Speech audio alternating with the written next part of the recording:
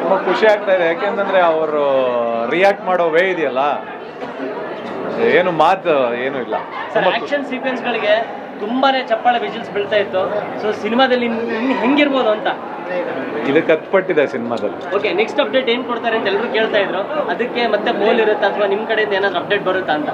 ಇಲ್ಲ, ಇದಾದ್ಮೇಲೆ ಅದೇ ರೀತಿ ಪೋಲ್ ಇರುತ್ತೆ. ನೆಕ್ಸ್ಟ್ ಏನ್ ಬರ್ಬೇಕು ಅನ್ನೋದು ಅದ್ರ ಮೇಲೆ ಬೇರೆ ಬೇರೆ ಕಂಟೆಂಟ್ ಏನಿದೆ ಅದನ್ನ ಬಿಡ್ತಾವೆ.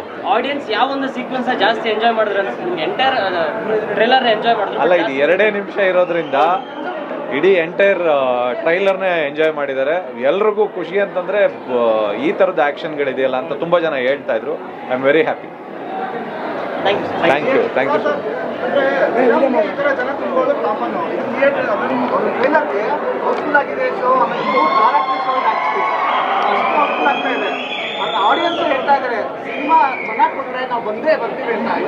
ಅದು ಟ್ರೈಲರಲ್ಲೇ ಗೊತ್ತಾಗ್ತಾ ಇದೆ. ಅಂದರೆ ಚೆನ್ನಾಗಾದರೆ ದೊಡ್ಡದಾಗಿ ತುಂಬ ಇಂಟೆನ್ಸ್ ಆಗಿ ತುಂಬ ಚೆನ್ನಾಗಿ ಮಾಡಿದ್ರೆ ಸಿನಿಮಾಗಳನ್ನ ನಮ್ಮ ಕನ್ನಡ ಜನ ಯಾವತ್ತಿಗೂ ಬಂದೇ ಬರ್ತಾರೆ. ಕನ್ನಡ ಜನ ಅಂತಲ್ಲ, ಇಡೀ ಇಂಡಿಯಾದಲ್ಲಿ ಸಿನಿಮಾಗಳು ಚೆನ್ನಾಗಿ ಆಗ್ತಾ ಇದೆ ಅಂತಂದರೆ ಖಂಡಿತವಾಗ್ಲೂ ನೋಡೋಣ.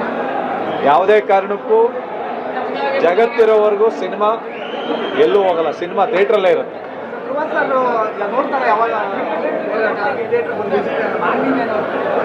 ಈಗ ಇವತ್ತು ಬರಲ್ಲ, ಅವ್ರು ಆಲ್ರೆಡಿ ಬಾಂಬೆಲಿ ಇದ್ದಾರೆ. ನಾಳೆ ಈವೆಂಟ್ ಇದೆಯಲ್ಲ, ನಾನು ಹೋಗ್ತಾ ಇದ್ದೀನಿ ಇವಾಗ.